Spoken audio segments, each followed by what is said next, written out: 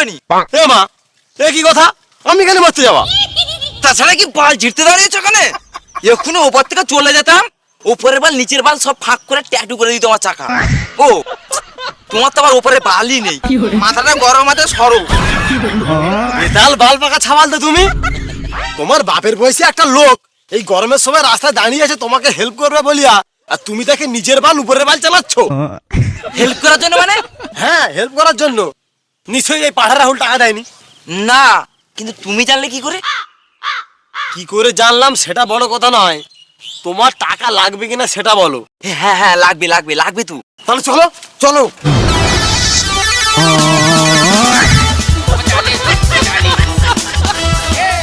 এই করতে বন্ধুদের হেল্প করতে নেই, কি ঢেমনা ছেলে দেখলি রাহুল। ওর বাবা আমাদেরকে বাড়িতে তাড়ি দিল আর ও বসে বসে শুনতিছে। হ্যাঁ, চুপ করে আছে, কিচ্ছু বলেনি। হ্যাঁ, এ বুবাই ওই দুটো কি আইসরে দেখ। কি বলতো কি বলতো? ওরে বাবা, কি লোন অফিসারের সাথে এই নরেন বুড়া আসছে। সুমন বাঁচতে চাইলে চল পালাই। পালা